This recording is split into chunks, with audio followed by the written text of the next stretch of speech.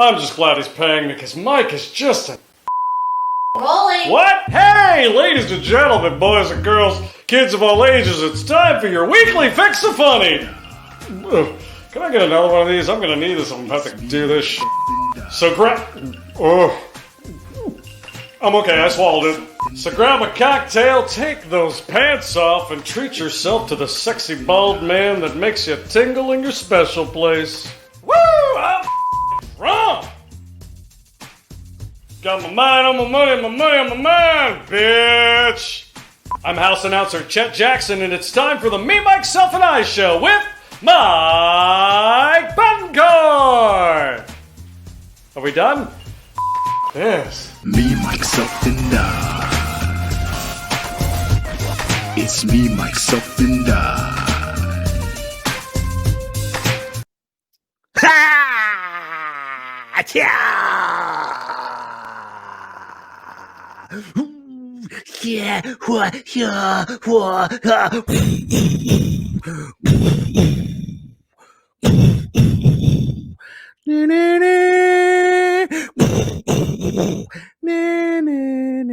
She's not my mother, Todd. Hello,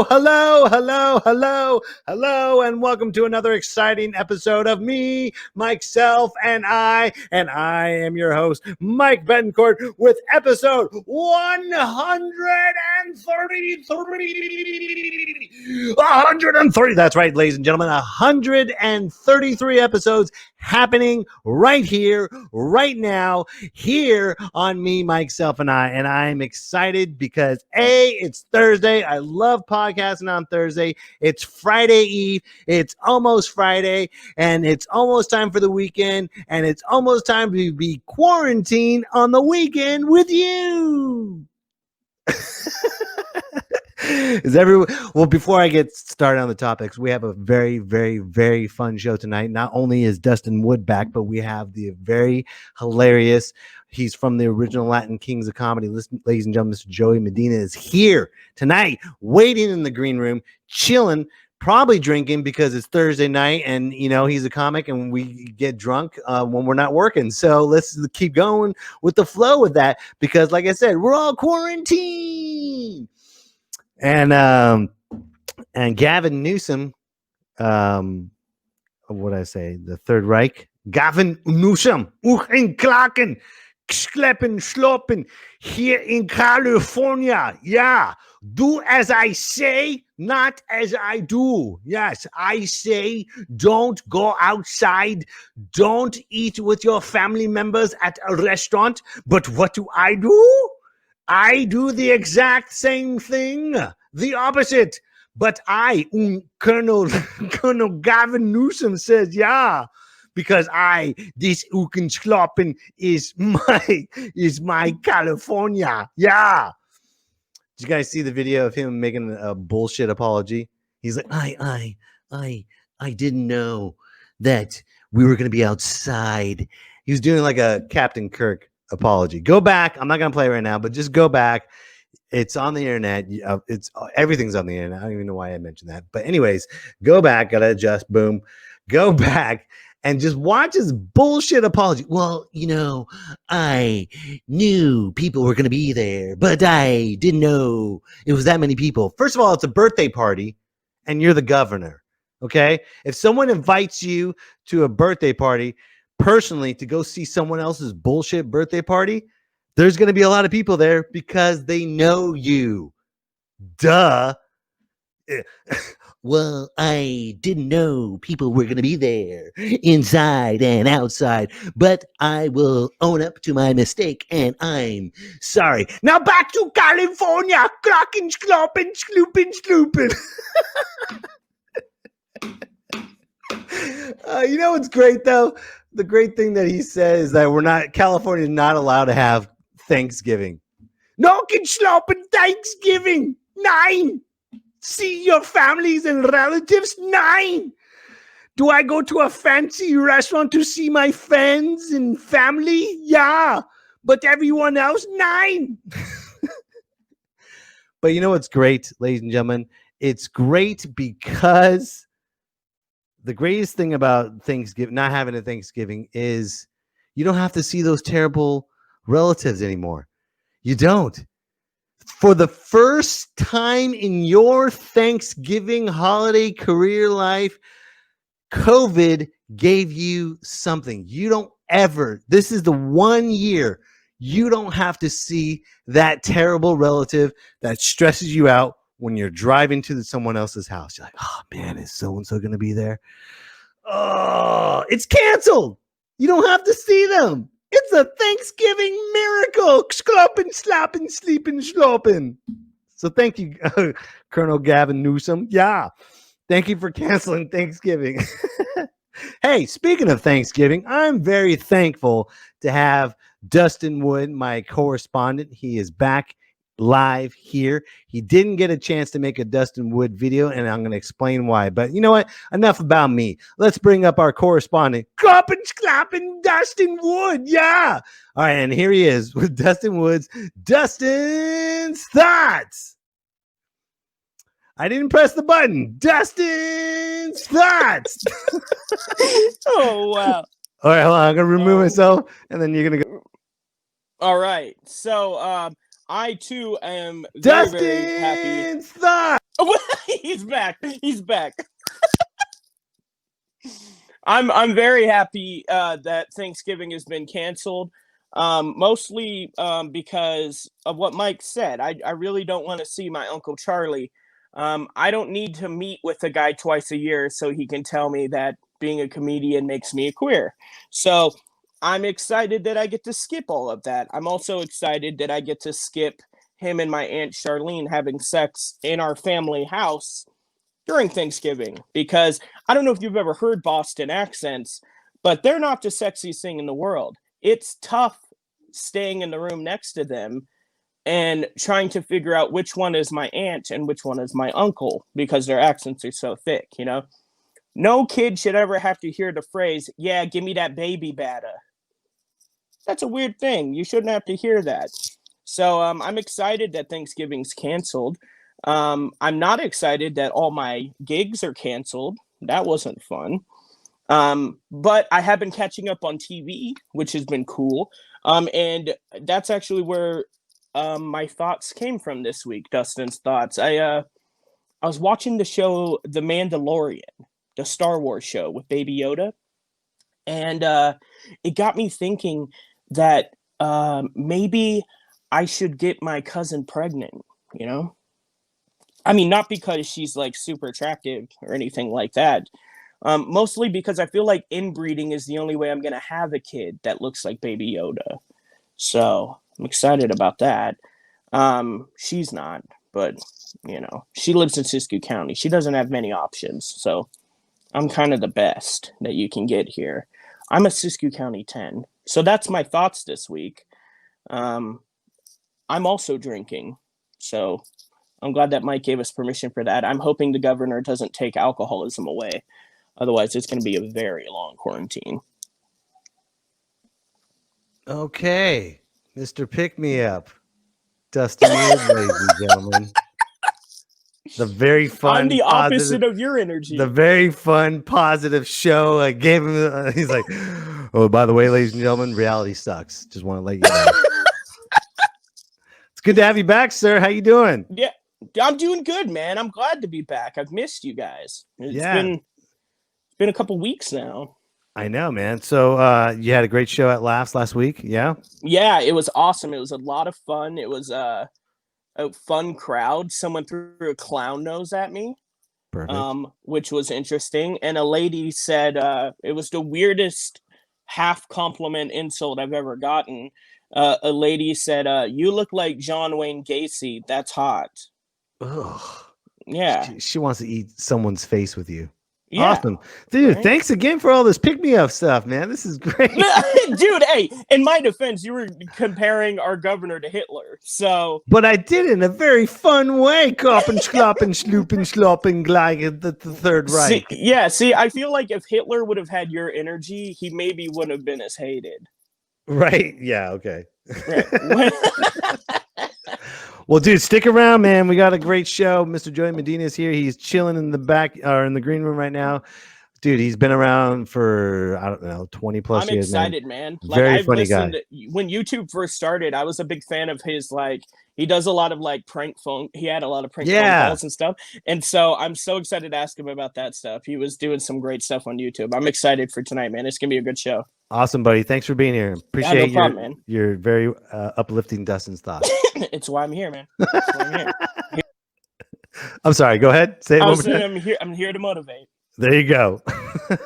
All right, ladies and gentlemen, before I bring him up, I'm going to show you blah, blah, blah, blah. Got tongue-tied when I was sounding German. Glocken. Anyways, keep going. I'm going to show you Joey's stand-up act, and then I'm going to bring him up. He's waiting right now. He's chilling. So here we go. Here is Mr. Joey Medina right here, coming up right here. His act. Booyah. Good looking crowd, a lot of pretty girls here tonight.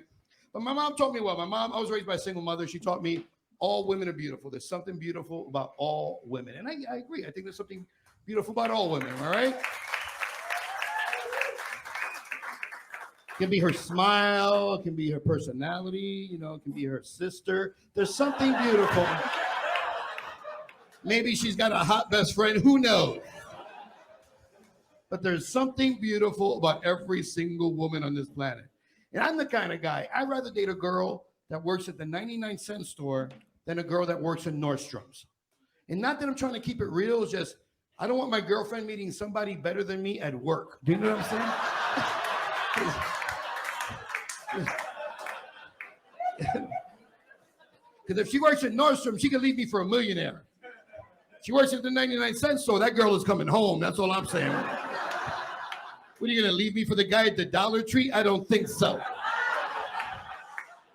And I'll go there with $20 and make it rain up in that mother. That's what I'm talking about. I'll buy something from every aisle up in this place, son. Well, maybe go to the swap meet. I get crazy.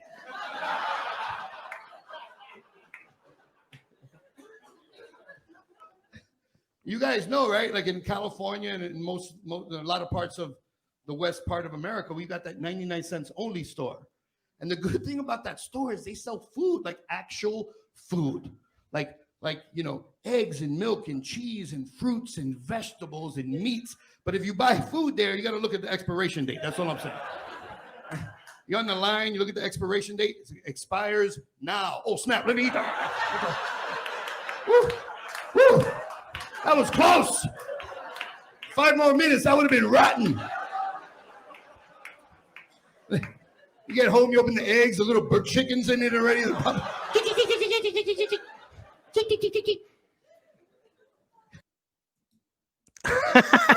All right, ladies and gentlemen, are you ready? Emma Mikers, are you ready? I said, are you ready? Ladies and gentlemen, he is one of the original members of the Latin Kings of Comedy. You can see him on Comedy Central, Netflix, CBS, HBO, Showtime. Ladies and gentlemen, please welcome, and Emma Mike welcome, Mr. Joey Medina. Hello, sir. Thank you for that great intro, man. I feel like I'm boxing again. Dude, I'm your hype man. I can't box for crap. Yes. I'm your hype man, dog. How you doing, man? You're at a barbecue. Thank you for taking the time out of the barbecue for No, show. man. Thank you for asking me. I'm always gracious, man. And yeah, I mean my friend Drew Marks, another comedian. We're a bunch of here with a bunch of other comedians, and it's kind of a last minute thing, but we decided all to get together and just chill and hang and, tell comic stories. So it's all good. Dude, that's all. Well, tell them thanks for being here and hanging out, man. If they all want to chime in and stuff, this is the medium for it, man. So it's all good, dude. They're by the barbecue pit getting drunk right now. Okay. Have you been drinking? You've been drinking yet? A little bit, yes. No, only just one bottle of Pinot Noir. Only just one bottle. Only just one bottle of wine, officer. And I just had an edible cookie. So we'll see how this goes. Dude, you got a bottle of wine and an edible cookie. That's when I see you start going back in time. I'll be like, okay, well, my Jay, eyes start rolling back on. Yeah, we know. Dude. Okay, Joey's done. Dude, I had the worst edible one time, man. Yeah, I remember the first time I had a cookie. It was about this big, and I ate it, and it felt like I was going on a roller coaster, like a very, very long roller coaster. Oh I was my like, God, whoa, yeah. whoa. They're the best, man. Right. They are the dude. I'll tell you this, since you had edibles, I was in Reno, and this one comic that I was trying to introduce him to the show to get gigs, right? At to get booked at Reno. And he was going like this, dude. He's like, I was like, what's wrong? He's like, dude, I don't feel so good. I'm like, what's wrong? He's like, well, I had an edible before a show. I'm like, okay. And he's like, well, it's my first time having an edible. I'm like, oh, okay. How many did you have? He's like, you had 4. I'm like, 4 edibles? Oh, spaghetti-o. He did great. He had a great set. He got booked, but right when he got off stage, you could just see his whole body just like this. Oh my God. So if you're not on that level, you're good, man. If you don't have 4, you're good to go. No, I'm not there yet. Yeah. I will be maybe in about 15 minutes. Okay, well, if you got to take a break, we're all good, man. It's me, myself, and I. There's no rules. It's all good. Good. Dude, I can't remember do you remember the last time we worked together? Do you remember? It was in Fairfield at Pepper Belly's. Oh wow, dude, that was forever ago. Yeah, I was featuring for you. Yeah, that was forever ago, man. Yeah, man. I remember that you were one of the very first big name headliners that I worked for. I was like, holy crap. Oh, cool. And you crushed it all weekend, man. I learned so much about you, dude. It was so great. It was all good info. I hope it was great info. Are you kidding me? You're so cool. And you know what's so funny? This is how cool you are. Okay. And I have the medium to explain everything. What's so cool about you was you and I were talking about Darren Carter. And I said it in a jokingly way. I said it. I was like, fuck that guy. That guy owes me $20. And you were so cool. You're so suave.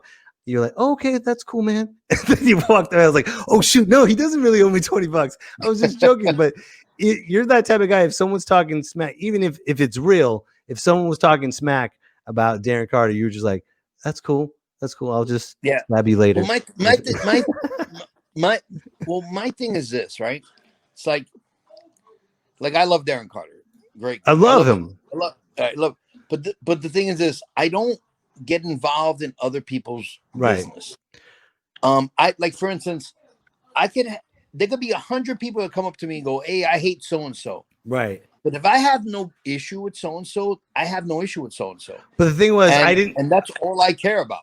The thing is, I didn't have an issue. I just wanted to purposely give him a bad image because everyone loves him. That was the thing. And everybody does love him. Everyone loves him. And if he owes you $20, he would give it to you immediately. That was the great thing about it. But the thing with Darren is Darren is very he's the kind of guy where he's like, sometimes he's annoying as crap, man, because he's very what's the word I'm looking for? He's just very neurotic, and we'll be like it will be like at Starbucks and be like, okay, can I have this? But can I have that with this? Just a little bit of this and of that and some of this. I'm like, Darren, dude, just freaking order your goddamn coffee, man. You drive me freaking crazy, man. Like, he's neurotic as hell. The neurotic party starter? Yeah, oh my God, yeah, no party. He's no party starter. But I tell you what, but I love him to death. He's a very good human being. Oh yeah, he's a great dude. I love him. And no, I've known Darren like forever. That's how long. And he's such a good dude, man. I went to the comedy. Hilarious. Oh God, dude, he smashes. He destroys. Hilarious. I went one of the best comics ever. One of the great thing about Darren, I went to the comedy store. You know how when you're a first time comic at the comedy store, everyone's sizing you up and they don't know you or anything. But Darren, man, he just, oh, hey, Mike, how's it going? Super nice. Showed me around and said, are you going to be coming here more often? And then, COVID happened. It's funny because that's exactly what he sounds. Hey, man. Hey, how's what's it going, up? Guys? He's a very subtle Owen Wilson. Hey, yeah. Okay. Yeah. I'm the party starter. He's like the Mark Wahlberg of comics. Hey guys, all right, guys. I'm just gonna keep it low key like this, guys. Hey, yeah, right. Hey guys, what's up, guys? Yeah. Zachy Goats, whatever. Like, That's awesome, man. So you originally started you were originally from the Bronx, New York. You breathe it, yeah. you I'm love from it, you own it. You are Absolutely. New York. Hell yeah. Yeah. What was the Bronx like growing up then what it is now?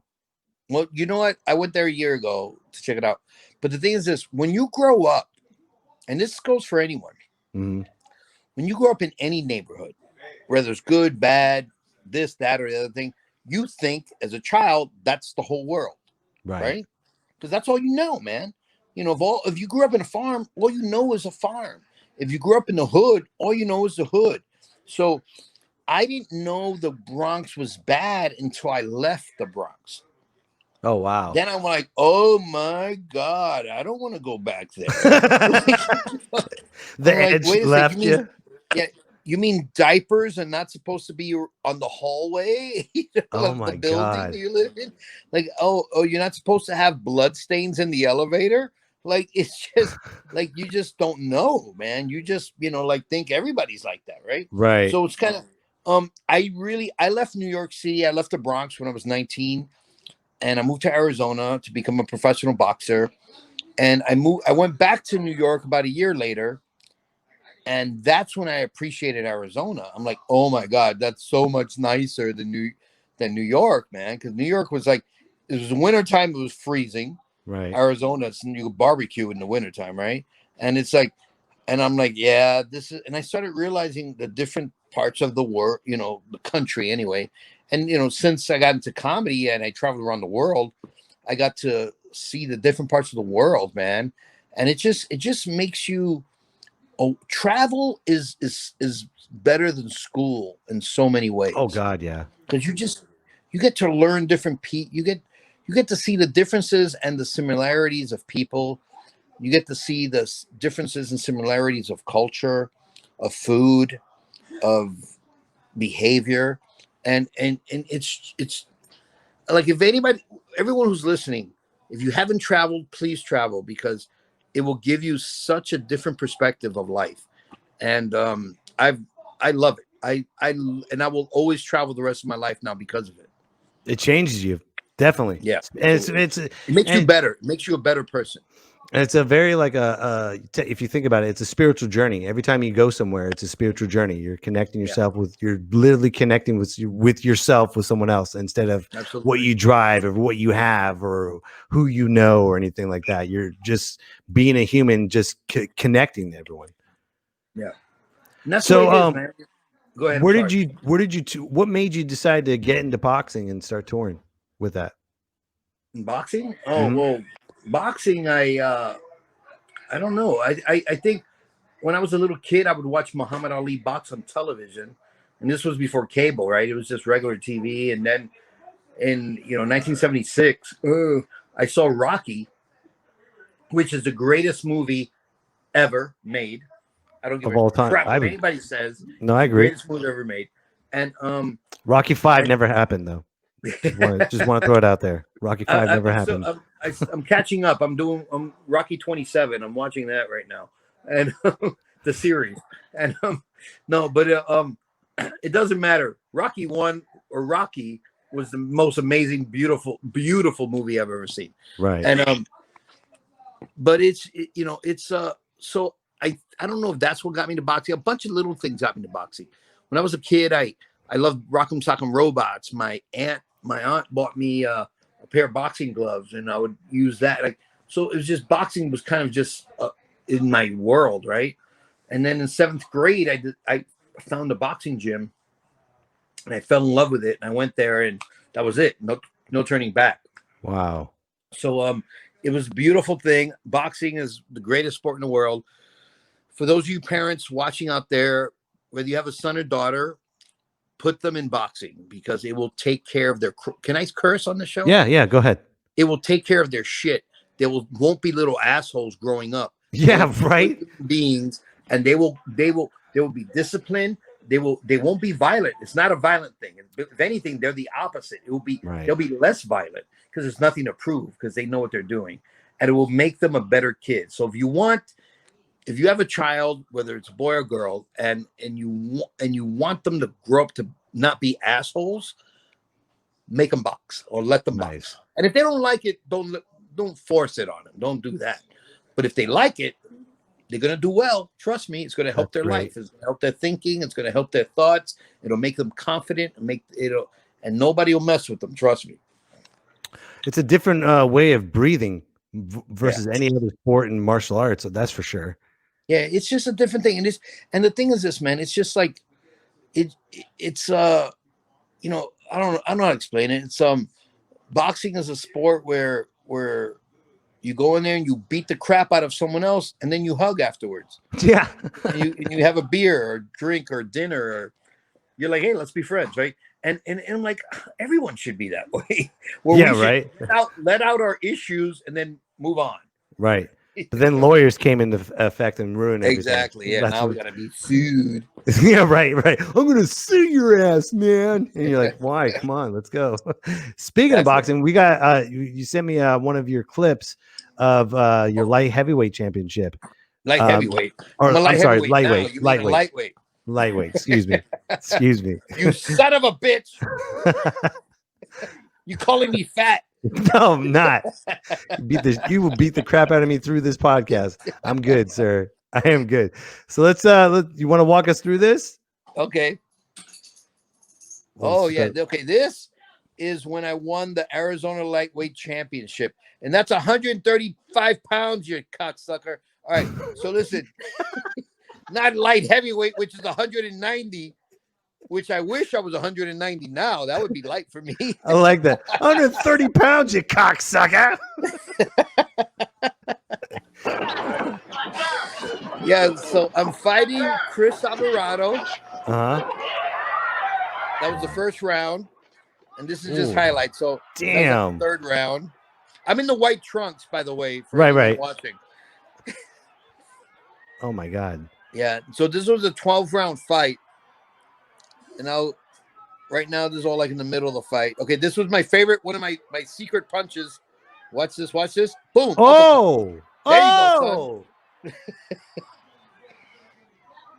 Okay, this is the 10th round. Punch. This was the 10th round. Boom, left hook. Dropped them. And now, my God. I knew. Now, this is the 11th round. In the 11th round. Oh my God. And I looked I was so thin, man. Now it looks like I got stung by a bee. An apple bee. But all right, this is 11th round. Boom, boom, boom. This is 11th round, and boom. Oh, that's it. Dunsky. Now, I knew then, I go, look, if I keep the pressure on this guy, they're going to stop the fight. And then they stopped the fight. And that was good. 11th. I won the Arizona Lightweight Championship on the 11th round. Right there. Wow. And that guy who picked me up at the weight I'm at now, he could never do that. So damn, that was such a dude. You had some stings, man. You got some stings on those, man. I could do that again. That'd be great. Oh. Yeah, I'm sure you can still hit hard. Yeah, but I've got that was 12 rounds. Right now, I've got about half a round in me. Dude, that's more than I can ever have. Hey, by the way, we got somebody out. It's got to be quick. What's that? Yeah, you knock him out. It's got to be quick. I'm like, look, dude, I got 30. After 30 seconds, we're just gonna talk about it. Look, let's stop fighting. Just let's be friends. Just let's have a nice world. Look, man, I understand you're angry right now. Matter. You got to put your hands up like this. This means you're. All right, look, man, let's talk about this. Let's talk about it. Hey, by the way, our correspondent, Mr. Dustin Wood, has a question for you. If you're ready. Here he is, Dustin Wood. What's up, Joey? Medina. What's up, Dustin? Nice to meet you, Joey. I'm a big fan, man. I'm excited to be here. Nice meeting you too. So I also did boxing when I was younger. I grew up. You got to get better internet. I can't hear you. Speak up, Dustin. Speak up. Can you hear me? I'm speaking. You sound like the Predator. What? in the Alien movie. That's just my accent. Can you guys hear me okay now? Is it fine? A little better. Okay. I think the edibles are kicking in. Yeah, That's right. Yeah. I love it. So you cited Rocky as a big influence, and I Yes. took boxing when I was younger, and that movie kind of worked in an opposite way for me, where I thought real boxing was a lot like those movies. And my first day, I went in trying to throw haymakers and pound a slab of beef, and I got knocked out. Did any of that kind of stuff happen to you, where you kind of had to unlearn stuff you watched from the movies? Oh yeah, all of it. You're right. I mean, you're 100% right what you said. But what I saw in Rocky though is what I still see in it. It was a love story, and it was beautiful. It was Cinderella, you know. Mhm. It was where someone who had no business being where he was in or fighting the fight he was fighting but all he had was balls and heart, and he accomplished what he accomplished because, like, in Rocky, he lost that fight, but he didn't care. He accomplished the goal, and that is what I pulled out of it, and that's what the lesson I think that everyone should get out of it. And Rocky was literally one of the most beautiful movies I've ever seen in my life, and again, it's even though, of course, you know, we say it doesn't happen, but yet does it not really? Look at Andy. Was it Andy Garcia, right? Yeah. Who just beat Joshua. That was a Rocky story, man. Right. That guy was fat. He looked like a mariachi. He didn't look like a boxer. Yeah, right. He did. And he beat a guy who no one in the world thought he would beat. And he beat him. That was beautiful. That is beautiful. When I see an old shriveled up man with a hot chick, I'm like, that's fucking Rocky, man. That's a Rocky moment. he went the distance with that piece of ass. It was all good for him. I'm like flying high now. I'm like, that's a Drago, man. That's like, trust me, I've been there. I've slept with women that I'm like, oh man, I'm gonna have to train like Rocky did with Drago for you. Like, I just can't have sex with you. I'm gonna have to get in shape first to have sex with you. Like, I just can't go in the ring. You know what I mean? That's hilarious. That's hilarious. Rocky is the most and maybe there's one or two people out there who have not seen that movie. Please watch it, because how could you not? Beautiful. It's so iconic, emotional movie, classic ever made. It's my favorite movie ever on earth. That's awesome, Dustin. Thank you for that wonderful question, brother. That's all. Yeah, it's a great question. Thanks, brother. He left. Okay. So, what was your worst fight that you ever had that just drained you and just made you question boxing? You ever had that moment? Yeah, I probably had more than one, but I have to say probably when I fought for the Super NABF title. I lost so much weight. I was normally walking around at 150 pounds. I wish I could do that now, but that was my average weight then. And then I got down to 128 pounds for this fight. And I know I won the fight, and I got robbed. In the second round, on the third round, I hit the guy with the left hook. I cut his eye. I was beating him the whole time. The fourth round, he headbutted me. It was an accident. I don't think it was on purpose, but he headbutted me and he cut my eye open. I needed 18 stitches. So they stopped the fight. And they went to the point. They went to the points because it was a headbutt. It wasn't and they gave him a majority decision. And I was like, I'm like, really? I know I beat him. I beat him, man. And you're giving him the fight. And I just thought, I'm like, that's a ripoff. That's just very, it's very depressing. It's like losing a comedy competition. It's like losing a comedy competition when you know you smashed it, and you just get robbed. Like, come on, dude. Of course I won. That was Paulie Shore. He didn't or Elaine, the secretary. That's what they call her. Elaine, or some office chick that brought like 50 of her friends. Same. It's funny that. What? Sorry. No, I mean, it is what it is sometimes, right? Yeah, and you just go with it, and you're like, what are you gonna do? You know what's funny though? A lot of comedians they always use boxing analogy when they talk about writing their jokes or setting up the joke or setting up the punchline. But you are a boxer that's now a comedian and you're living that analogy. Do you use boxing terminology at all, or the analogy of how to strike a punchline or how you write? Absolutely. Boxing and comedy, stand-up comedy, are 1,000% alike.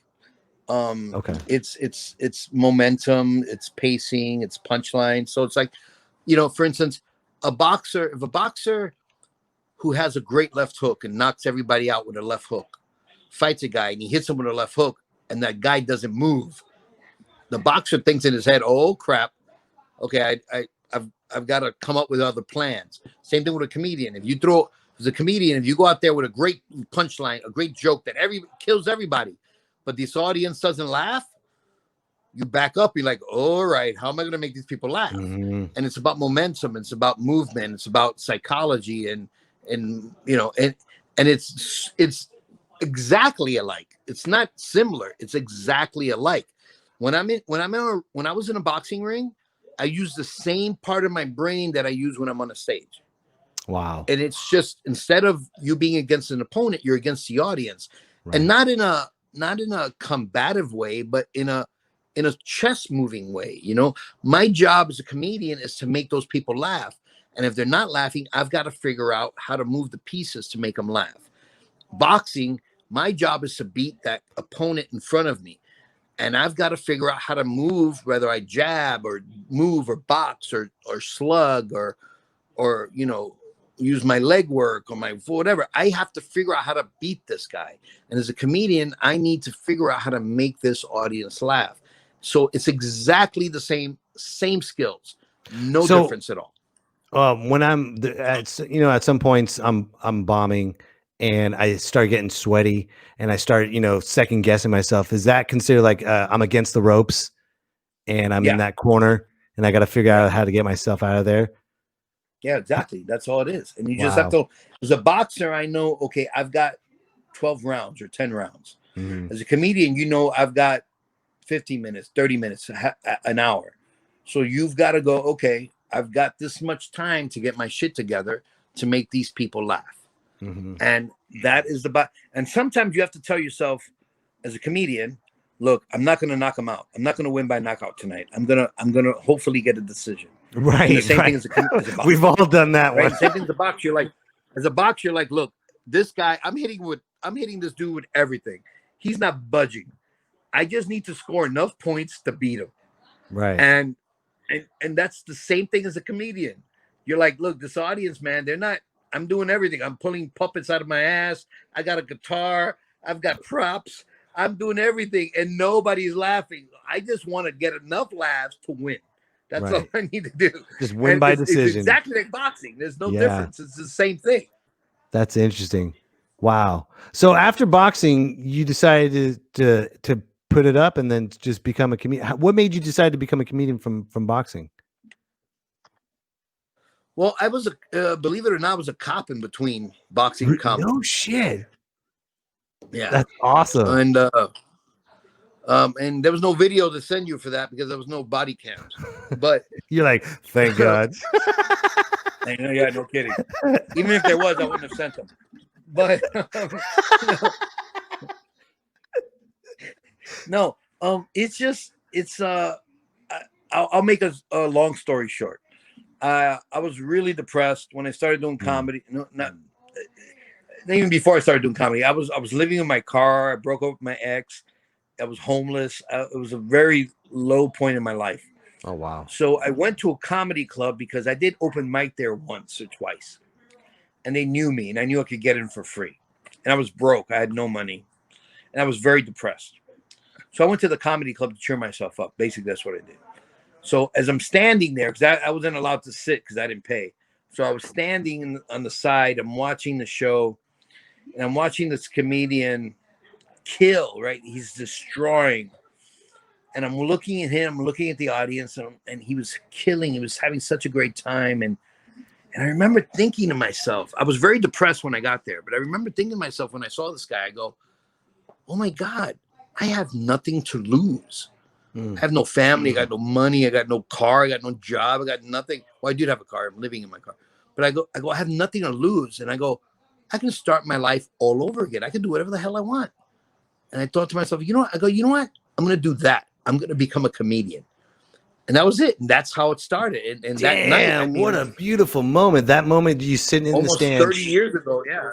I go, I'm going to be a stand-up comedian. And since then, I've traveled the world. I've bought my mom a house. I bought me a house. Now I'm broke as hell right now. But I had some good times, man. And I did some great stuff. And I don't regret it at all. It was one of the most greatest thing I've ever done in my life. That's amazing. So when did you get Original Latin Kings of Comedy? Because that's when I started seeing you on the map for me. Yeah. That's what happened was I was opening up for Paul Rodriguez for a couple of years. Okay. And it was a great experience. I was traveling country, working with a great guy, doing theaters and big venues. And the original Kings of Comedy with the black comics, Cedric the Entertainer, all these other guys were on, right? And they happened. And then Paul had an idea to do the Latin Kings of Comedy. But Latin Kings of Comedy was owned by Paramount Pictures and a guy named Walter Latham. So it wasn't just that easy. You just can't do it, and then it happens, right? Mm-hmm. So they planned this shoot in El Paso, Texas. Everybody was on. At the time we shot it, it had no name. It had nothing. But the people from Paramount were there. Everybody was there. It was a big event. We shot 4 shows live. And I knew, this is going to be big. I knew it. I knew it already. Now, there was no guarantee at the time that I was even going to be on it. They had more than the comedians that you see on the show now. There were more comedians on it than that.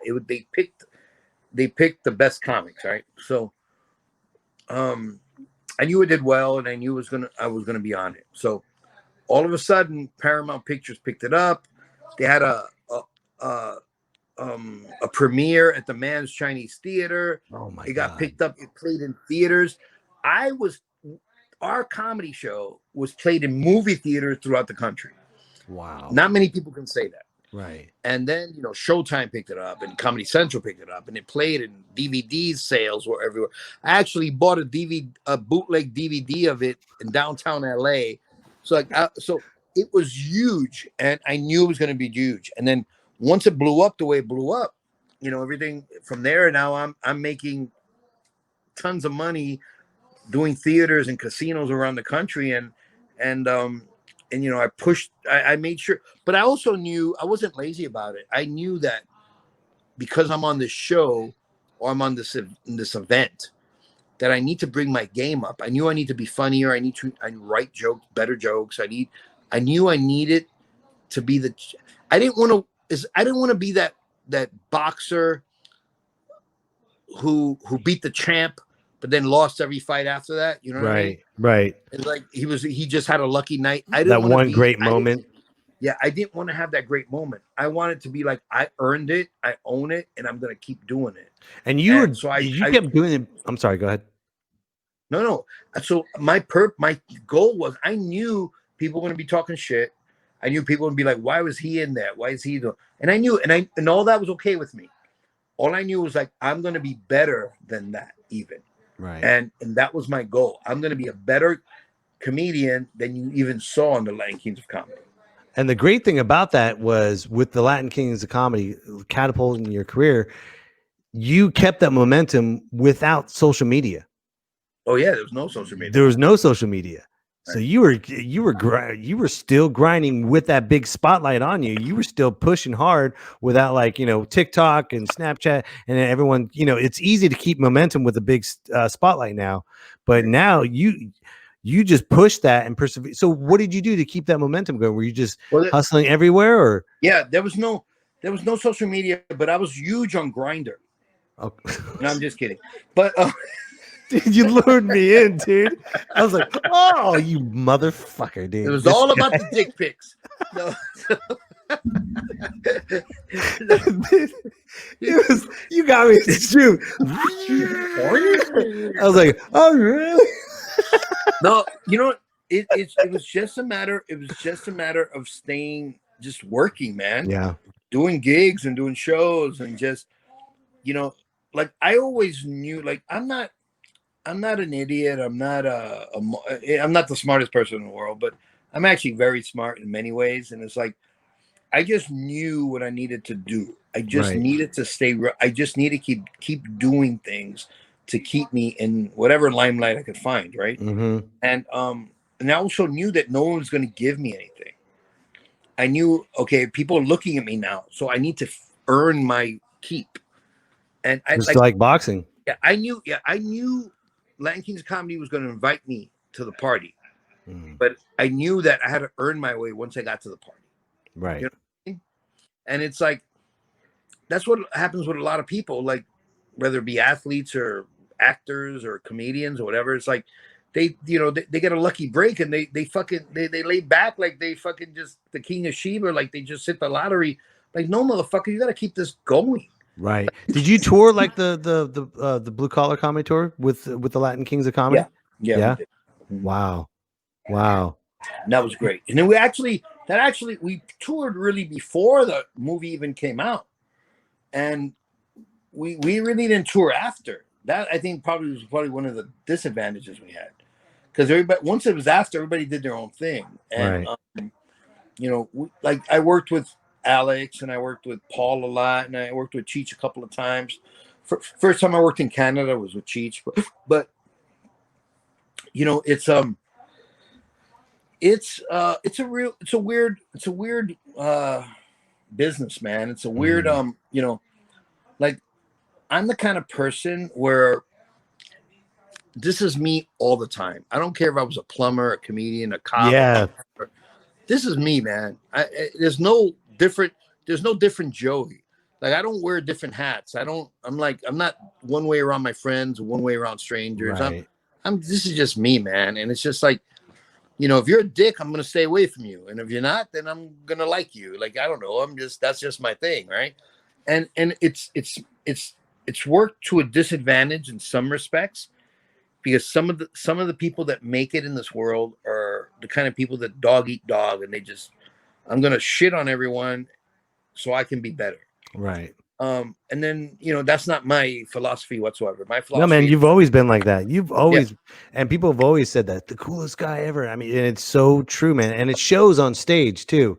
And you know, we can put masks on stage, but it doesn't. You don't have a mask. You can see your authenticity. You can see how much you love it. You can see that you're just joking around and having fun, and that your grind doesn't stop, because you moved up. You graduated, not just a boxer and a comedian. You graduated to filmmaker. You've been making. Yeah, I love doing that. One of my favorite things in the world. You send me one of them, man. You actually sent me a couple. You want to talk about The Lesson? Yeah. Oh, yeah. Because The Lesson is the last short film I've shot. Okay. And it was I had an idea in my brain. I go, I want to shoot something with two people in a warehouse. That was my original thought about this. Nice. And I go, I just want it to be deep, and I want it to be heavy. And even though I'm a comedian, I love shooting and writing drama. I just think it's the best, right? Right. So I had this idea, and then, you know, the idea started growing in my head. I'm like, I'm gonna have a baby, and I'm gonna have a woman, and I'm gonna have. And then I thought about shooting this thing about a drunk driver, and then all this. But then I changed it to something else, and then we shot it. We shot it in 5 hours. I got a friend of mine named Yancy Arias, who is an amazing actor, Puerto Rican like myself, and he's in. You got Puerto Rican here too, brother. Oh, what's up, son? Yeah. He was I know, and he was in the TV show Queen of the South. Okay. And so I just out of, you know, shits and giggles, I sent him the script. And he hit me back up like 10 minutes. Like, he's like, hey, why'd you send me that script? I'm like, I just wanted you to see it. He goes, well, I want to play it. I want to play the character. I'm like, all right. He goes, but I can't do it. I got to wait like 3 months before. I'm like, oh, shit. Okay, I'll wait. And then we had a couple of meetings, because I, as a director and a producer, I go, listen, this is how I want the character to be. This is blah, blah, blah, blah, blah. We talked and talked. Right. And went back and forth. and I decided how to shoot it then and everything. But there's a lot of moving parts, and but I was very proud of this thing because we shot it in 5 hours. That's amazing. And yeah, which is incredible. And not only did we shoot it in 5 hours, it turned out great. I won a bunch of awards on it. Best short film, People's Choice Award in the Hollywood Real Film Festival. I won the Culver City Film Festival. I won Best Lighting.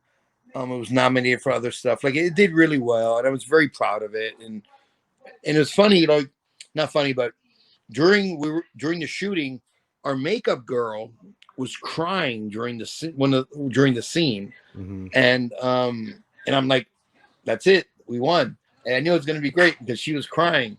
You're like, I got you. Yes. And so it was. I was very proud of it. It was something that I was very proud of, and I think it has a good message. So I'm happy about that. Okay, that's awesome. We're gonna play it right now, and here it is. It's only 8 minutes, people. You'll love it. It's all good. They're here. Me, myself, and Ayers are here for a while, so it's all good. Here we go. Awesome.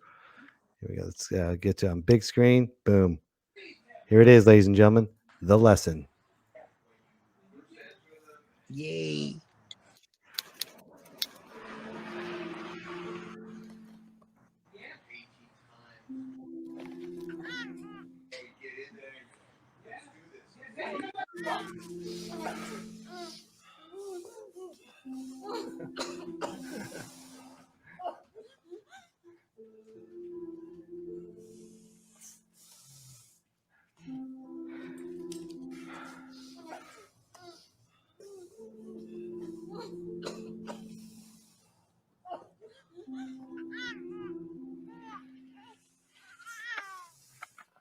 This is my Elizabeth on the day of her wedding. She was so beautiful.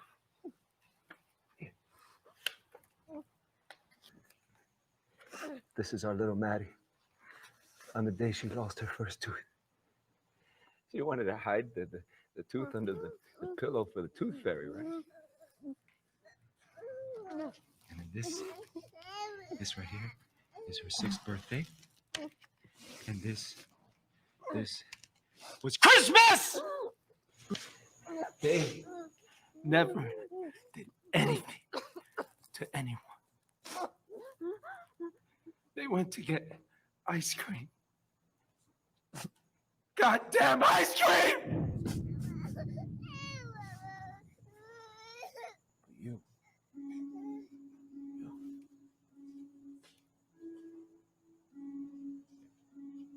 You took them away. They didn't deserve that.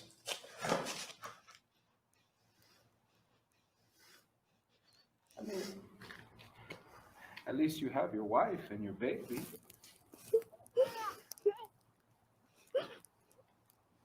I got nothing. You took them away from me. You took them away from me. Why was your texting so much more important than my family? Why? What was so important? Did she send you a text or something? Honey, don't forget the diapers on the way home. Or your boys, they text you, don't forget your tea time in the morning.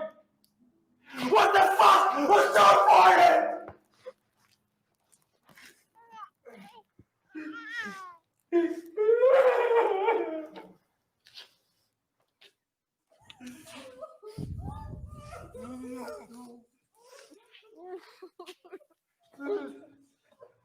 Nothing. No matter what I do, no matter what I do, will ever bring them back. Nothing!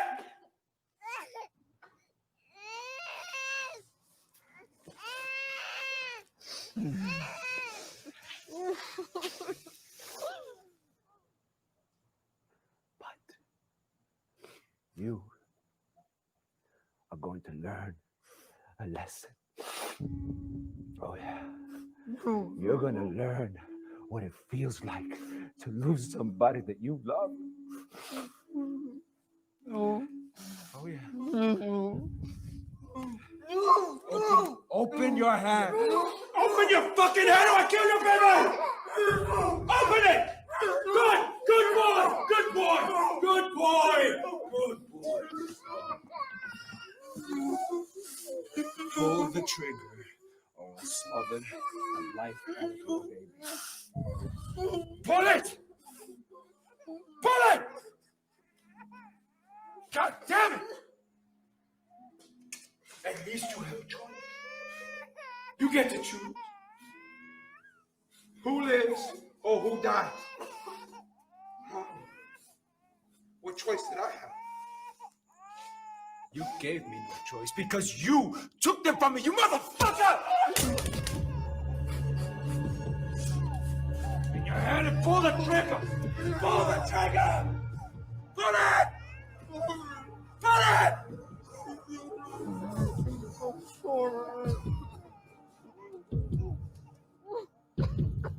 Pull it, goddammit!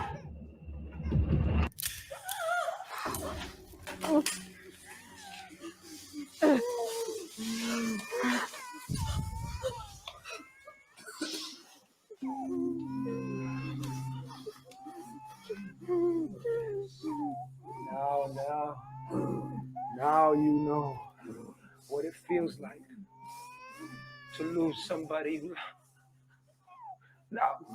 Now you know. Even for just 1 second. Just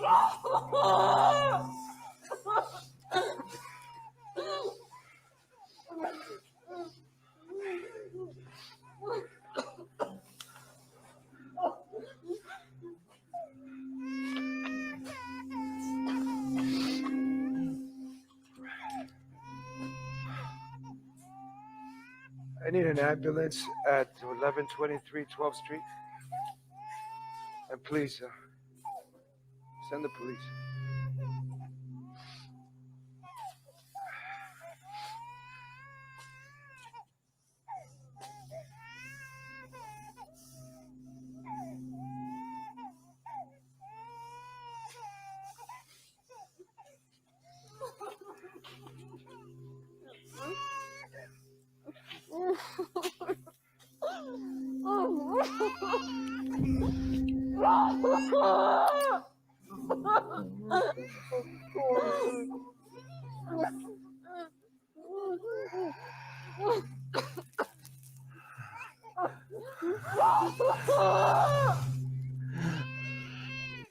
I'm sorry.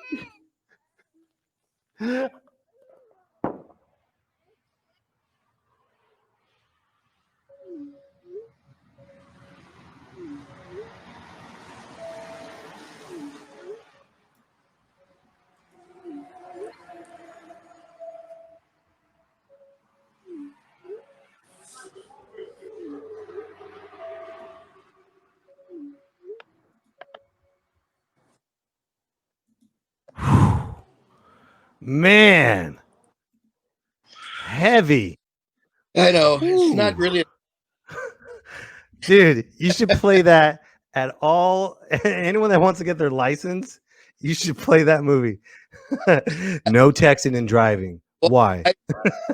I remember when I'm having sex and I don't want to have an orgasm, I think about that movie. And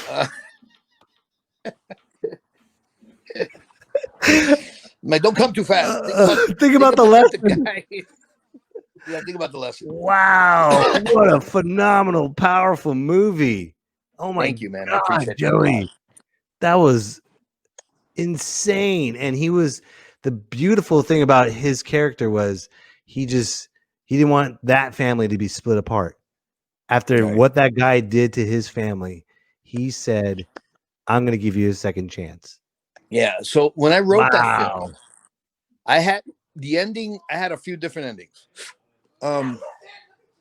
One of the endings, the original ending, he killed both the parents except the baby.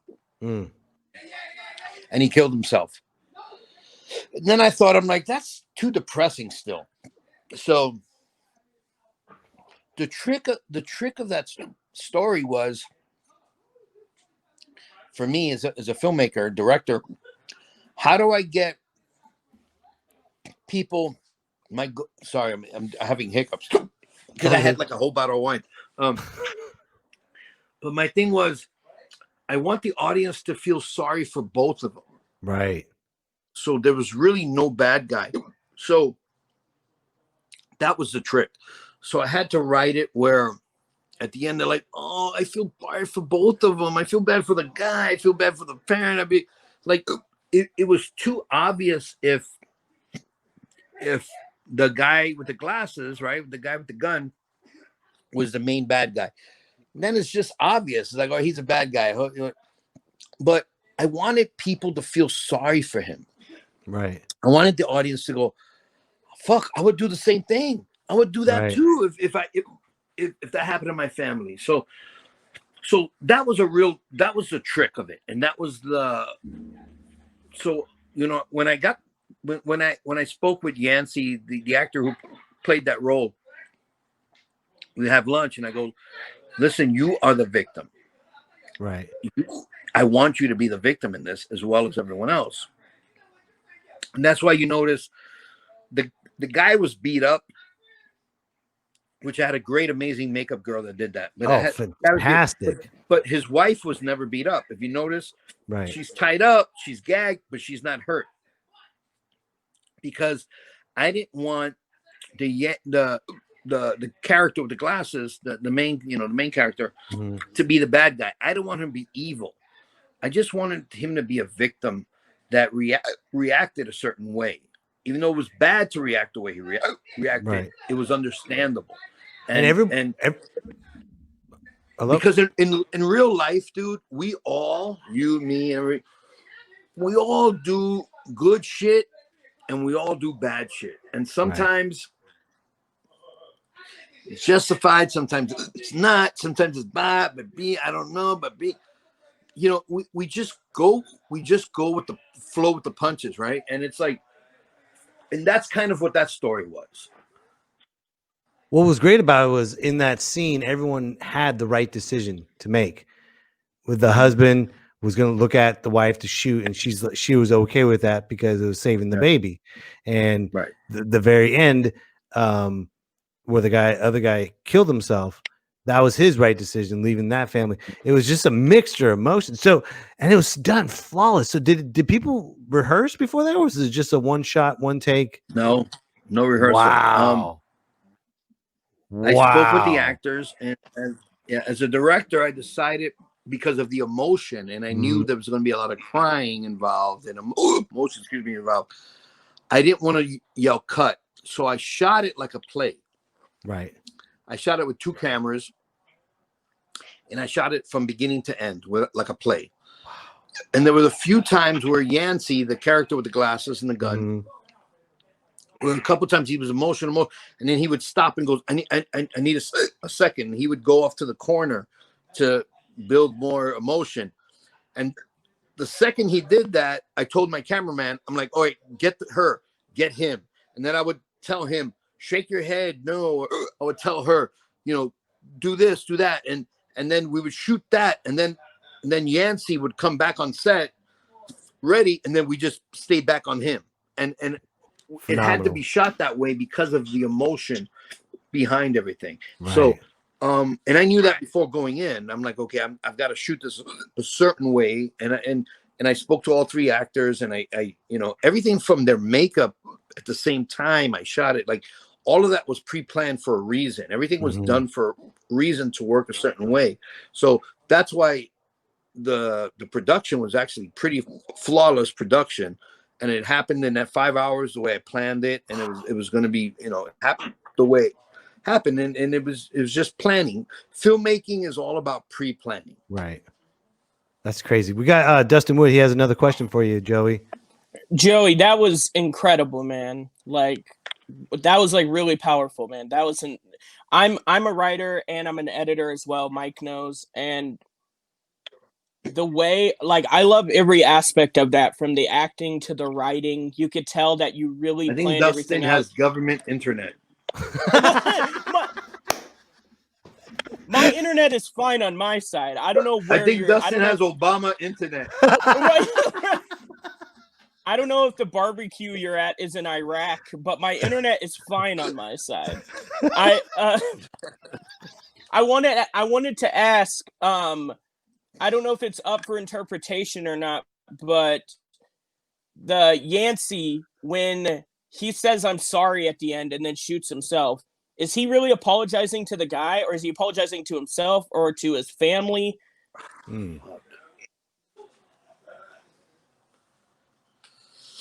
Michael, did you get that? Yeah, Dustin said Could you repeat Yancey. it? Yes, I can. Dustin said at the end, Yancey, when he says "I'm sorry," when he shoots himself, is he apologizing to himself or is he apologizing to the family? He's apologizing to the family. Okay. He's saying I'm sorry because he knows that he's going to kill himself in front of him and his wife. Right. That's Now, what he's saying. Wow. the only maybe you can translate for me, Mike. No, I hear you now. Okay. The other question I had is when he makes the guy pull the trigger and there's no bullet in the gun, and he says, "Now you know for a second what it feels like to lose the most important person in your life." I know she gave him the nod of like, "You got to do this," but do you think that relationship continues on? Because that's something that's always going to be in the back of their head of like, you did I think pull in that part trigger. I think in part two, she's going to be like, you, because she's a woman, right? So she's going to be like, you son of a bitch. You pull that trigger, you cunt. I'm going to teach you a lesson. Yeah, that comes up in every fight they have for the rest of their every life. conversation they have. You not only did you put the toilet seat down, you tried to kill me. Kill me. Yeah. I can't believe you were going to kill me. Yeah, dude, that was great, man. And I love the end credit sequence with the text, since that was the inciting incident that caused this whole thing. I thought it was brilliant, man. Great job. Brilliant, man. And you know what? I'll be honest. I always give credit where credit is due. That idea came from my buddy Louis Anderson. Louis Anderson gave me that idea. Comedian, nice. Louis Anderson. That's why if you see the credits, the thank yous, you see his name, Louis Anderson. And that he's the one that gave me that idea. I'm like, oh my God, that's brilliant. I don't know why I didn't think of it, but that was a great part idea. of the film now. Yeah. You never see credits part of the film. Yeah. It's part of the art. Of the film, right? Wow. That was a great idea. I loved it, and it worked perfectly. That's awesome. Dustin, stick around. There's one more movie I want to show. Stick around. It's a great one. Oh, shit. Yeah, man. So, Man of a Funny Age. You want to set us up for that one? Oh, okay. All right. What happened was, I was really down and out in my low life of my life, low part of my life, and I was watching a interview with Louis C.K. and he was talking about his sitcom Louis, and he was talking about how the studio gave him like $200,000 to make a pilot, and because a lot of people may not know this, but Louis C.K. not only does he take his dick out, but he's also a great director. He's also a great writer, producer, and editor, and actor. So he shot this all by himself. He directed it by himself. He did all this for it. So when I saw that interview, I remember I was feeling sorry for myself, and I thought to myself, I'm like, man, I wish I could do that. Then I thought, I'm like, wait a second, I can. I own all my equipment. I'm a director. I'm a producer. I have a crew. I'm like, fuck it. I'm just going to write a script. I'm going to do it. So I wrote a script. I had other writers look at it. I did my due diligence. And then I borrowed some money, and I borrowed only $4,000. And just so you know, there's a big producer in LA who thought I spent $200,000 on it. And I only spent $4,000 on it. Wow. It was all my equipment, and everyone did me a favor. But so I said, I'm going to shoot something to bring me out of poverty. And oh shit. And there you go. And now I dropped my phone. It's back. And it's back. And you're hiccuping. So I shot this, and this is actually, I love the script a lot because it's all based on reality, even though it's exaggerated a little bit. And I was very proud of it. It's because I worked very hard on this with a lot of great people and friends that helped me, but it was very difficult to make. for the amount of money I had and the amount of time and resources I had. Yeah. So it's called Man of a Funny Age. It's a time capsule of my life at a certain amount of in my period of my life, and it's I'm very proud of it. So yeah, enjoy it. Let me know what you think afterwards. First of all, thanks for letting me play your films, man. I really appreciate this, especially on my podcast. Thank you for doing it. I'm glad you care. Dude, I love it. I love your work. Here we go. Thank you, brother. Man of a Funny Age.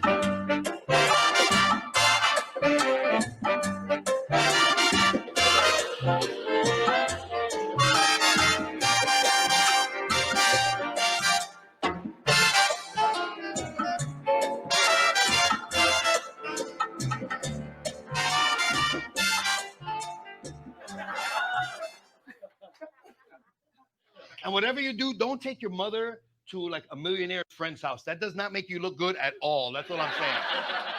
I never felt so broke in my life. You know what I'm saying?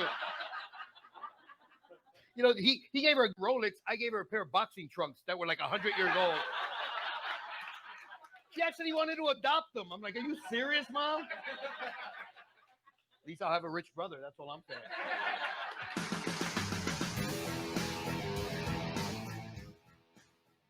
Come on, is every hour rush hour in LA? Hello? Hey, Joey, what's going on, man? It's Ruben Paul. Where you at? What's going on? Hey, man, what's up, buddy? Oh, nothing, just stuck on the 405. How about you? Man, I'm stuck here on this 101, man. Traffic is crazy, like a damn parking lot out here. Cops everywhere. How about you? Where you going? I'm on my way to the airport to go pick up my mom. It's her birthday this week, so she's flying in from New York to stay a couple of days with me. Oh, cool, man. Well, listen, the reason why I'm calling you is this booker from Jacksonville just hit me up. Actually, I was supposed to do his room next month from the 15th through the 19th, but I can't do it. So I was wondering if you could fill in for him, man. It's at Harry's Ha-Ha Hut. Yeah, I think I heard of that place. 15th through the 19th? All right, let me take my phone off Mary and check my schedule. Hold on a second.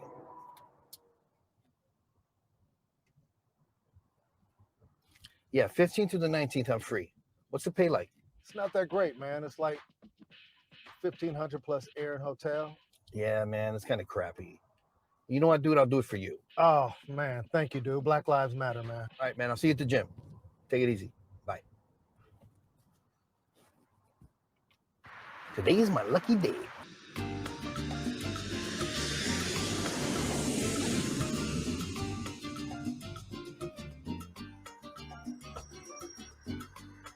The white zone is for immediate loading and unloading of passengers only. Damn, Mom, what you pack? Bags are heavy as hell. Oh, well, see, I know you've been trying to eat healthy, so I brought you some fresh fruits and vegetables. Why is it so heavy, though? It must be the watermelons. Watermelons? Mom, you know they got fruits and vegetables here in Los Angeles, right? Oh, no, not as fresh as the ones Mama brought. Mm-mm. Yeah, because when I think of fresh produce, I think of the Bronx. Is that how you show your appreciation to your mother? Speaking of that, here. Huh? Happy birthday, Mom. What is it? Open it and see. These are the pair of boxing trunks I got you for your first amateur fight when you were only 12 years old. I'm glad you remembered. Of course I remembered. You lost. Thanks for the recap. Not only was I the only kid with a personal message on my boxing trunks from my mother, there were a pair of balls sewed on. They were not balls, they were boxing gloves. See, They're like testicles, Mom. I thought they would bring you luck. Well, we know how that worked out. It's the best birthday present ever. I don't know about that, but when I get some money, I'm gonna have them framed and put them, like a nice plaque. It's gonna look good. That would be really nice. Joey! Russell, my man. Hey, come over. I'm having a barbecue. I got this Kobe beef from Japan, and I think it's illegal. I can't though, bro. I got my my mom here. She's here with me all week. Oh, yeah? Is she hot? She's not for you, Manolo. Okay, bring her anyway. I don't care. Come on. And there's mad bitches here. You're going to love it. All right, brother. Sounds good, man. Thanks a lot. All right, Joe. I'll see you when you get here. All right, man. Take it easy. Hey, Mom, we're gonna go to Malibu to my friend Russell's house for lunch. Right after we drop your stuff off, okay? Whatever you say, son. Oh, and another thing, I'm staying at a guest house in Burbank, so I got you a hotel near me.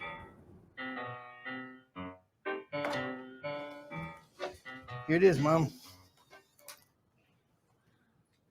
Look at that view. This is a really nice place, Joey. What happened to Lisa? I was gonna tell you about that, Mom. Broke up. What? Why? I don't know. Oh, don't tell me. I know you couldn't keep it in your pants. That's why you've been married 3 times. Ma, Oh, your father had the same problem. that's not it, Oh, all right? that's it. Oh, yeah. I remember when you were about 1 year old and your father decides he's going to take you down the street to the park. So he puts you in your little stroller and walks right across. And right there, I knew he was up to no good. So I'm watching him through the window. And sure enough, he's having a conversation with that slut from down the street, telling her how his wife left him and the baby and how he has to take care of his baby now all alone. So is Dad's wingman at 1? Nice. He was not nice. He was an asshole. So I walked across the street and took him by the ear, took him all the way back to the apartment. Wow, you guys were a typical Romeo and Juliet. It's a miracle you guys didn't make it. Have you tried Tinder? What do you know about Tinder? I use it. Come on, Mom, that's gross. It's easy. All you have to do is swipe to the right. I know how it works, Mom, all right? I just don't use it. And neither should you. And why is that? Because you should use something more respectable like eHarmony or Christian Mingle or FarmersOnly.com. I mean, obviously there's farmers in the Bronx, right? Yo, lady, I got your bananas right here. Hey, don't get fresh. Fresh like these berries and bananas, yo. Joey, has anybody ever told you you should be a comedian? Maybe once or twice. I'm going to go freshen up, son. Love you. I love you. I never got HBO.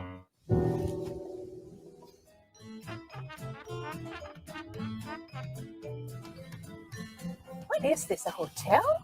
No, Mom, it's my friend's house. Hey, Russell, it's me, Joey. Your friend's house? What is he, a drug dealer?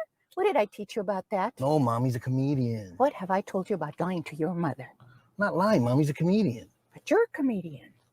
I know, Mom, it's just different, okay? It's a different situation. If you say so. Oh, and bring the boxing trunks. I want to show Russell. He's a big boxing fan. He'll get a kick out of it. Oh my God. This is really nice. He's a comedian? Yeah, Mom. Hey, Russell. What's up, man? I brought you something. Is that a watermelon? Yeah. Were they had a chicken or something? This is my mom. Ah, It's such a pleasure to meet you. me too. You can call me Mom. Seriously? Are you hungry? I'm starved. I just had a 5-hour flight. Don't starve your mother. Please go get her some food. Make a plate. All Even right. one for you. All right. But don't embarrass me, Mom. Uh-uh. That's embarrassing. He was 12 years old.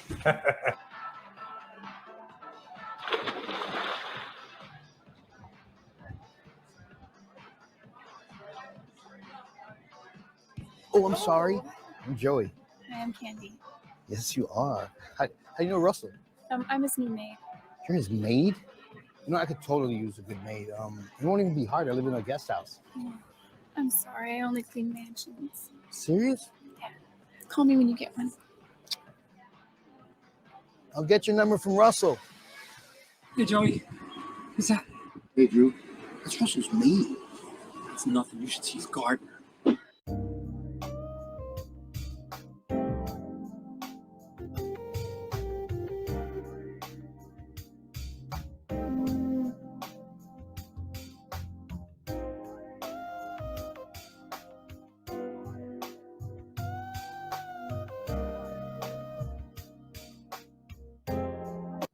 So I hear you're doing Harry's Ha Ha Hut next month. I was just there last week.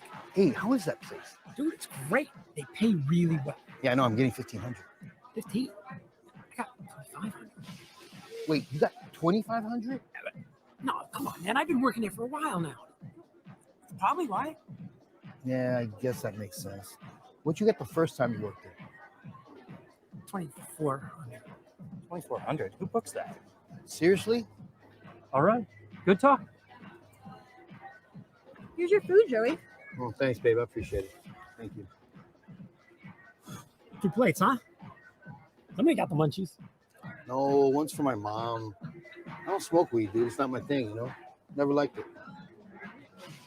Dude, check that out, man. Isn't that comic Nick? Look at that girl he's with, dude. That's going to be a short-term relationship. Definitely hot. Yeah, too hot for him, man. He's like an opening act with a headliner girlfriend. Dude, Nick has a new TV show. Did you hear? What?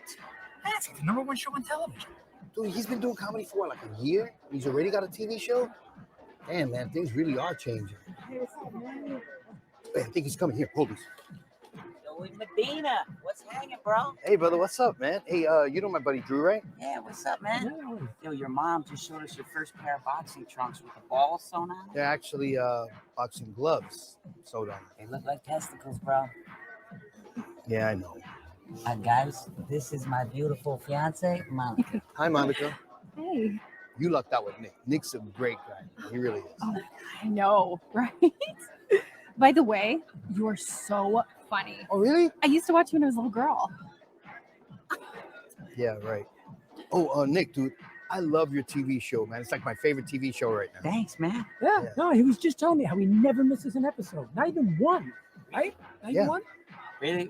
Which one's your favorite? Favorite? Episode? Oh, all of them, man. They're like all my favorite episodes. Like each episode gets better than the next one, you know? Yeah, that's what's up, man. Yeah, we should hang out sometime. Dude, I would totally love that, man. You know, we could write, we could brainstorm. I was thinking about downing a couple beers, smoke a little bud. Bud, yeah, dude, I love weed, man. I'm a big old pothead. I'm like typical Shaggy from Scooby-Doo. Wait, is that rapper guy? Oh my God, I love him. No, babe, he's talking about the strain of weed. Actually, I was referring to the cartoon.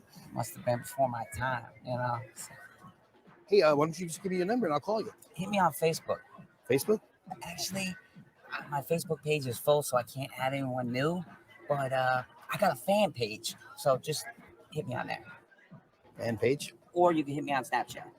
Snapchat. Isn't that for dick pics? Yeah. Come on. You got his number? Hey, we got a thing. Does he want me to send him a dick pic? I don't know, man. He's your friend. Kiss ass. What? He seems like a nice guy.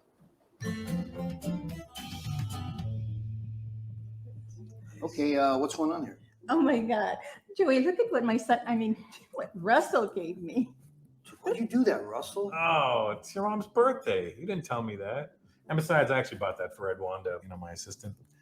I fired her, because she's a pain in the ass. Anyway, happy birthday, Mom. Thank you so much. Oh, no problem. I'm gonna cry. Oh, it's a little tight. I'm going to have it sized when I get home. You know, your friend Russell is so nice. He's a really good guy, Ma.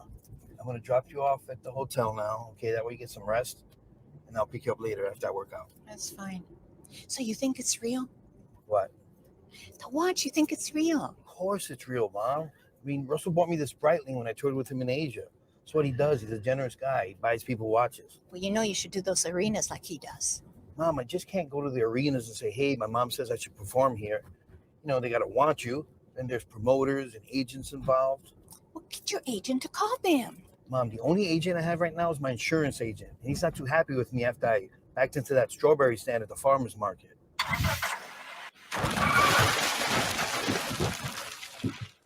Sorry. That's what insurance is for. Yeah, but now my premium is up, and if anything happens to this car, I'll be really screwed. I don't have the money to fix it. What happened to the boxing trunks? Oh, I left them at Russell's.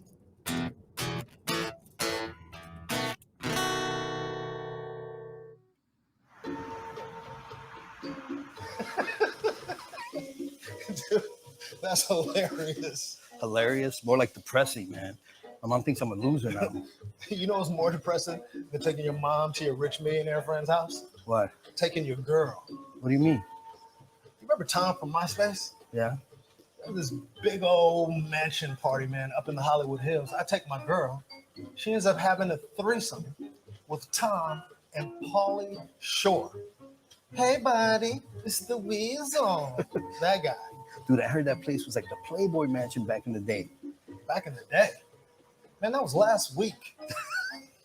Aren't those guys too old for threesomes? You ain't never too old for threesomes. How old are you, man? You're damn you old. I mean, but you don't look though. Thanks. I mean, I don't feel But is middle age. You got to know that. Thanks for rubbing it in. Honestly, I feel like I'm 20, you know? I don't act I don't feel I certainly don't fuck like a Viagra's powerful, brother. But regardless, dude, no one wants to sleep with a struggling hero comedian. Tell me about it. I know what you mean. But you ain't got to worry about that anyway. I mean, you one of the original Latin kings of comedy. You ain't struggling. You kidding me, dude? I haven't made a penny from that show. I mean, yeah, my career got better, and my shows got better, and I made some more money, but those days are over, son. I mean, the only time I make money now is when I sell the bootleg copies at my shows. I feel like Mickey Rourke in The Wrestler. That's who you look like. You look like a Latino Mickey Rourke. Thanks. Miguel Rourke. Yeah, there you go. Man, it's like we're in the same boat. I know what you mean, brother.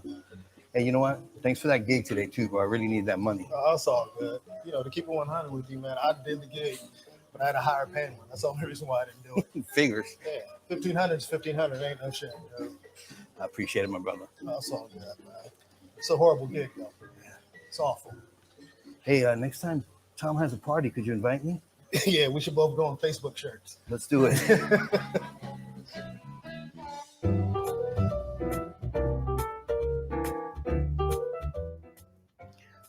That's it, Mom. Now that you rested up, what do you want to do?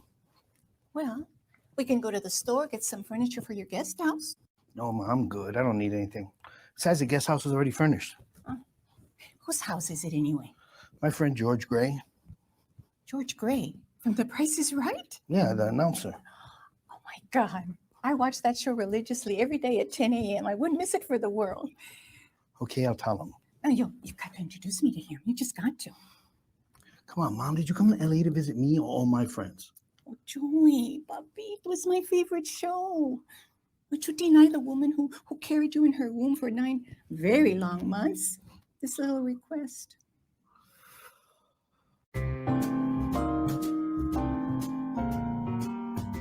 Hey, George. Hey, Joey! Who is this beautiful young lady? I'm a big fan. It's my mom, Hilda. Really? Hey, Dracula, you can put those fangs away now. How rude of me. Let me introduce you to the girls. Over here, that is the beautiful Dorothy. That is sexy Rose. And over there, hey, baby, that's Sophia.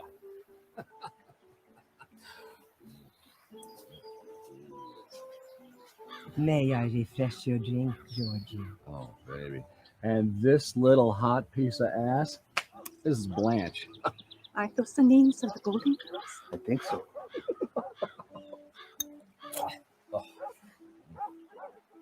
I wish I hadn't just seen that. Can I offer you a cocktail? She's good. How about a dip in the pool? Clothing is optional. She's too young for you, George. Can't say I didn't try, right? Here, hold this for me. Hey, girls, who wants to come on down?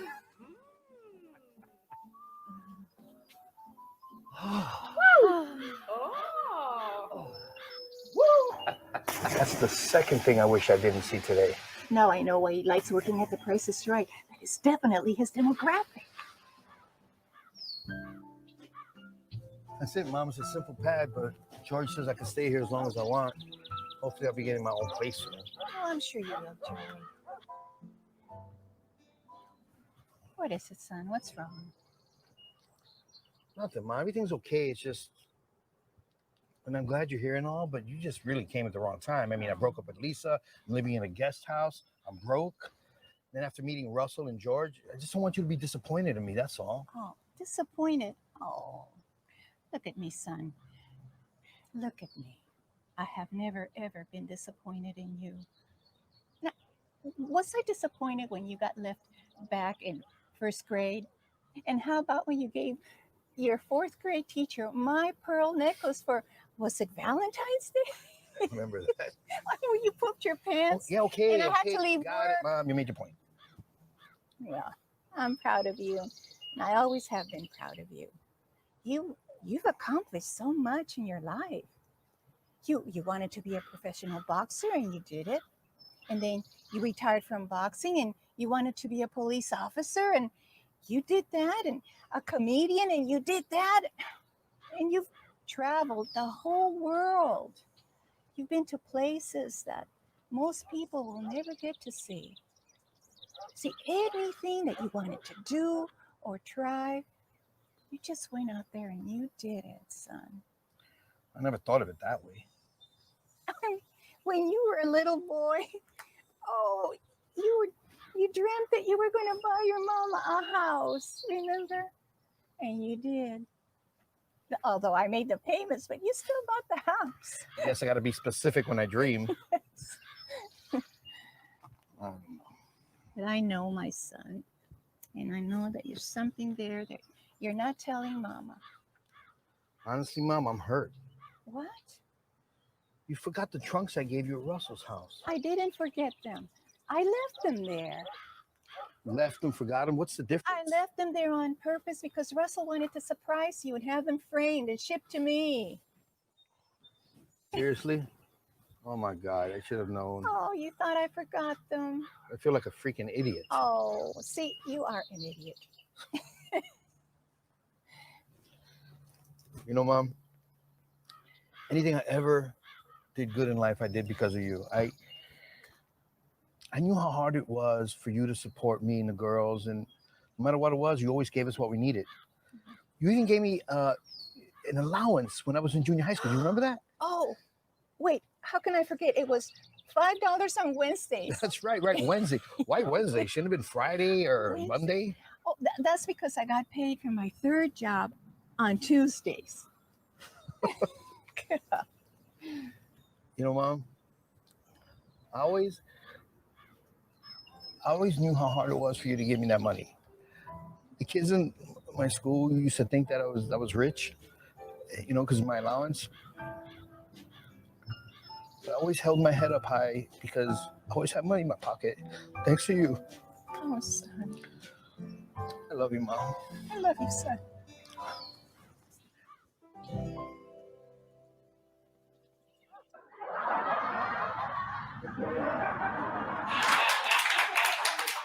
Half Irish, half Italian means I get drunk, then I blow up my own car. Wow, so many people, and they're all here to see you. I said I was broke, Mom. I never said I wasn't funny. Are you guys ready for your headliner? Okay, Mom, go on stage, all right? Get your seat. Love you.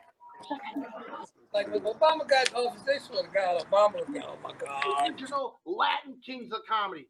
Ladies and gentlemen, please give it up for my friend and your headliner, Joey Medina! All right, everybody, let's hear for Jimmy, everybody. Yes. Thank you, guys. Thanks for coming out. I appreciate it. I appreciate it so much.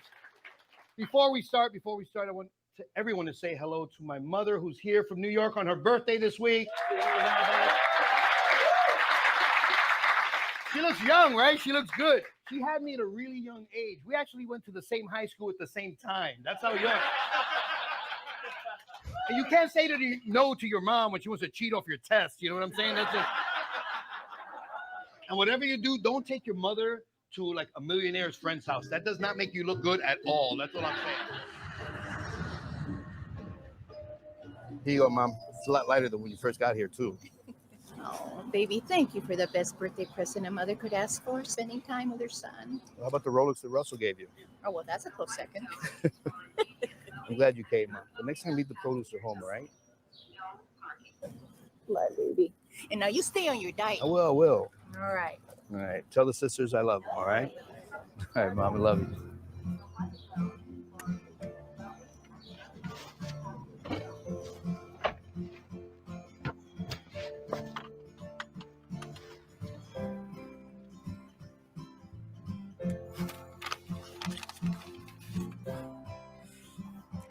I love Wednesdays.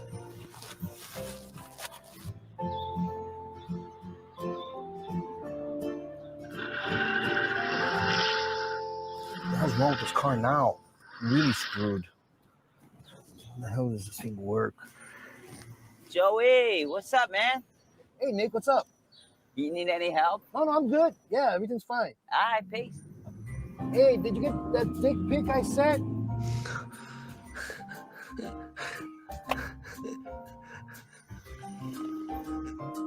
Shit, what AAA?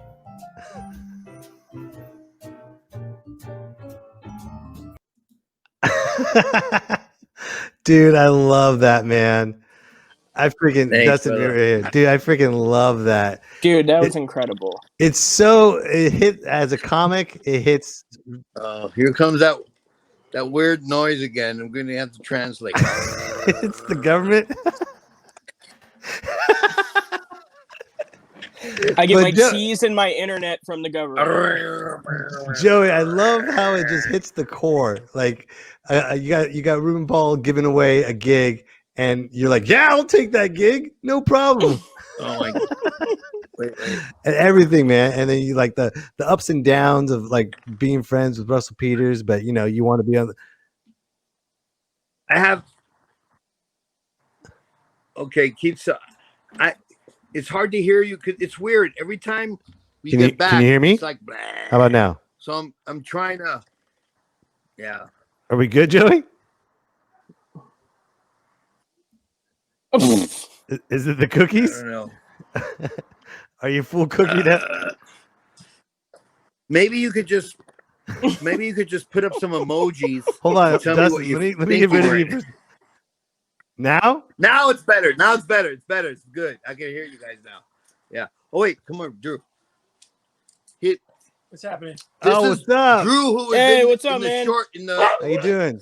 show you just How's it Drew going? was playing Dude, Drew. no, I loved it, man. It was a stretch. You know, I I like when he's like, yeah, I've got his number. Yeah. You don't have his number? No. That was awesome, man. Totally related as the comic talking about, well, I got 2,500. Well, the first time I got 2,400.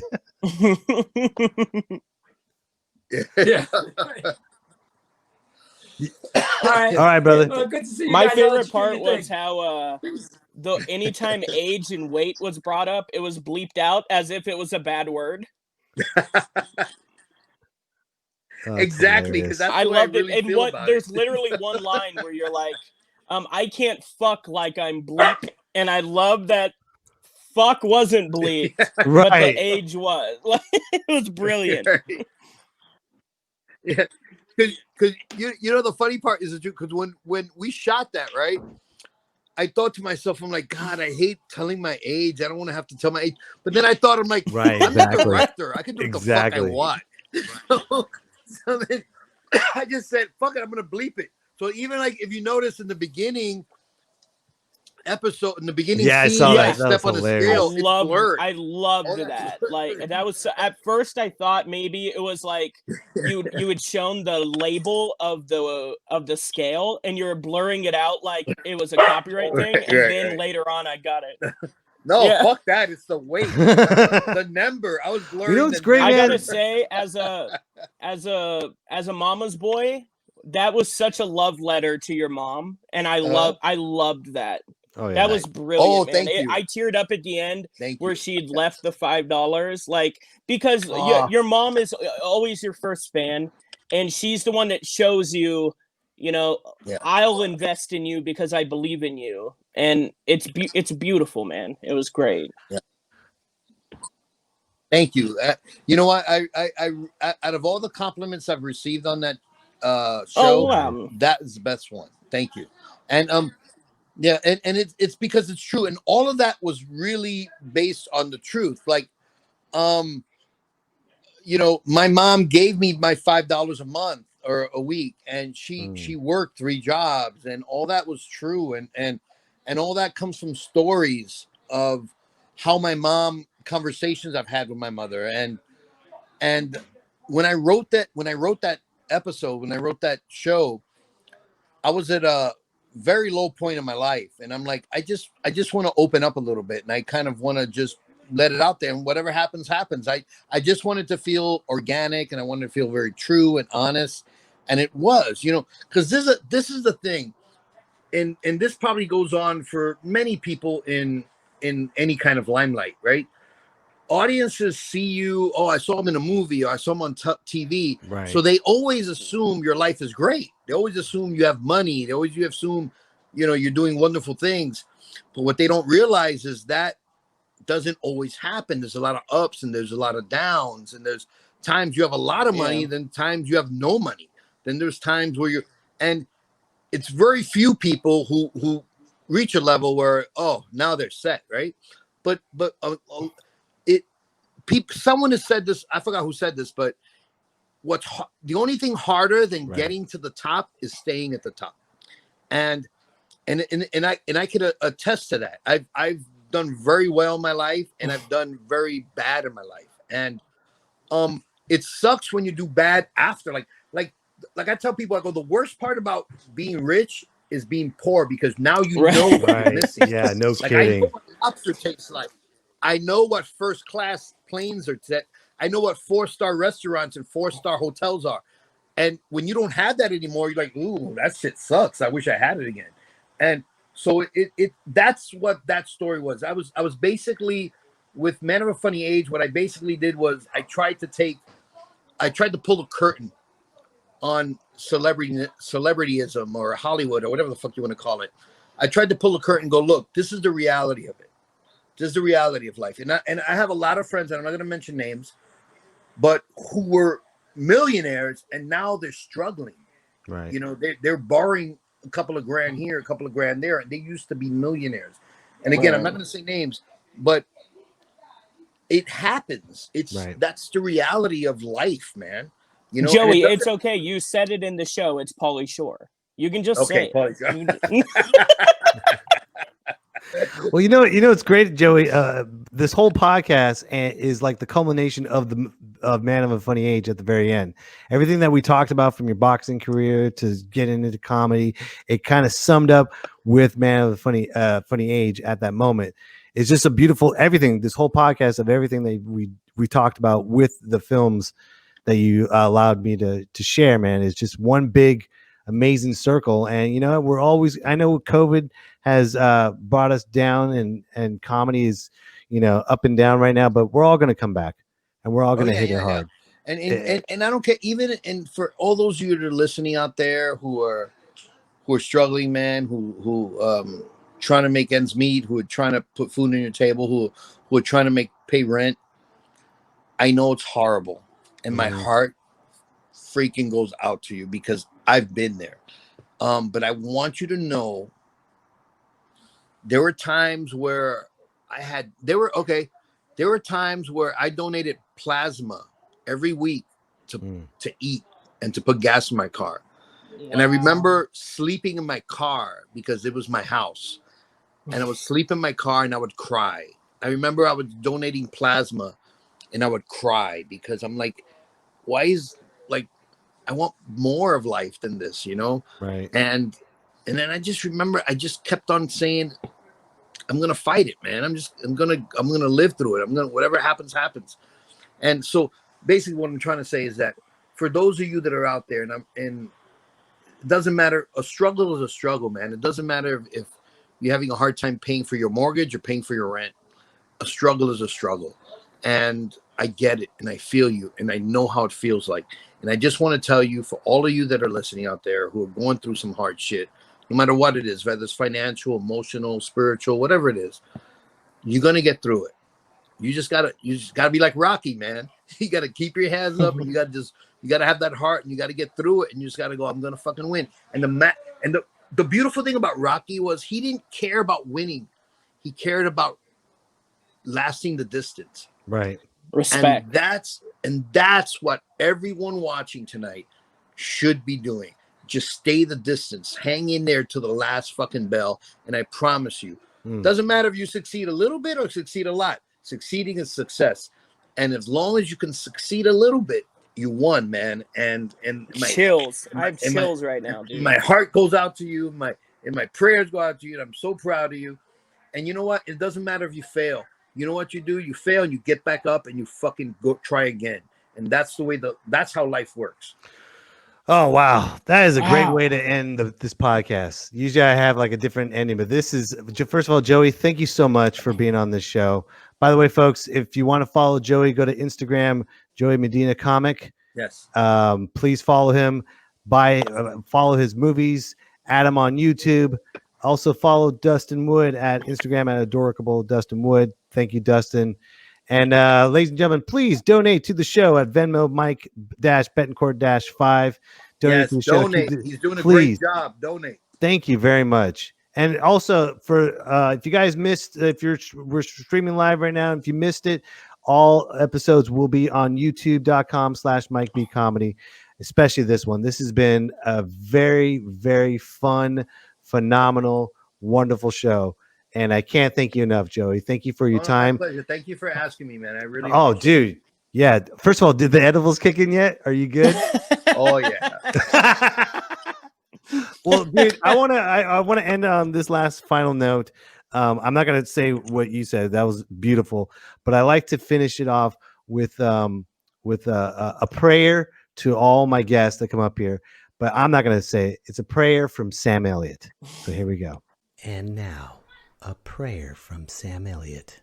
Dear Heavenly Father, give me the strength, for I don't have any patience for stupidity anymore. Everywhere I go, I see someone doing something stupid. I just want to smack them across the head, but I can't, dear Father, for you are the dude of this universe. Dear Lord, we're in a pandemic and I'm starting to lose my cool. All I want to do is sit in my leather chair, smoke a Marlboro Red, and drink a beer. Coors, America's beer. Lone Star Barbecue. Amen.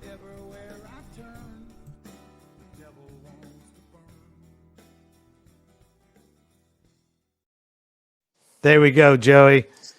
You gotta love Sam Elliott, man. You gotta love Sam Elliott one last time, Joey. Go in the distance. When you go the distance with Joey, you go all the way.